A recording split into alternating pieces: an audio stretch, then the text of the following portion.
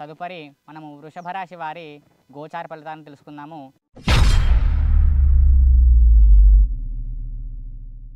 ఈసారి వృషభ రాశి వారికి ఆదాయము 2, వ్యయము 8గా ఉన్నది. అలాగే రాజ్యపూజ్యత 7, అగౌరవము 6గా తెలియస్తున్నాము. అలాగే ఈసారి వృషభ రాశి వారికి వత్సర ఆది నుంచి 1/5/2024 వరకు గురువు 12వ స్థానం నందు, అలాగే 2/5/2024 నుంచి వత్సర అంతం వరకు అంటే క్రోధినామ సంవత్సర వత్సరాంతం వరకు జన్మస్థాన సంచారము చేత అశుభుడుగా ఉన్నాడు. దానివల్ల ఈ వృషభ రాశి వారికి ఈ గురువు యొక్క సంచారము అశుభంగా ఉన్నది కనుక వారి యొక్క ధన నష్టము మరియు అధిక సంచారము మరియు సంచారము చేత వారికి ఎటువంటి లాభము ఉండకపోవట మొదలగు ధన నష్టాలు కానీ ఆర్థిక వ్యయ నష్టాలు కానీ ఉంటాయి. అలాగే సమయం కూడా ఎక్కువగా వృధా అయ్యే అవకాశాలు ఉన్నాయి.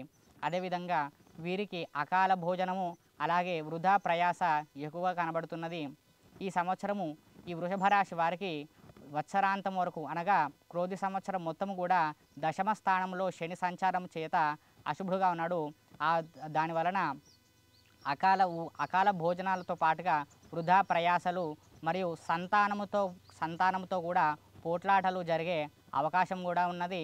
అదేవిధముగా శని ప్రభావం చేత ఇంటిలో ఎక్కువ కలహములు, అధిక కోపము మొదలగు ఈ ధన నష్టం కానీ ఇటువంటి వ్యయ ప్రయాసలు జరిగే అవకాశం ఉన్నది.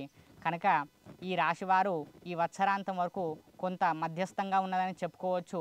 ఈ రాశివారికి ఈ సంవత్సరం మొత్తం కూడా అటు లాభం కానీ నష్టము కానీ ఎక్కువగా లేదు అని చెప్పుకోవచ్చు, మధ్యస్థంగా ఉన్నదని చెప్పుకోవచ్చు. కనుక ఈ రాశివారు ఈ సంవత్సరము ఆంజనేయ స్వామి యొక్క ఆరాధనము మరియు గురువు అనగా ఏదైనా సాయిబాబా కావచ్చు, లేదంటే శివ లేదంటే దత్తాత్రేయ స్వామి ఆరాధన కూడా చేస్తున్నప్పుడు వాళ్ళకి ఇటువంటి చెడు ప్రభావాలు తొలగి మంచి వాళ్ళకి కలిగే అవకాశాలు ఉన్నది అని చెప్పవచ్చు.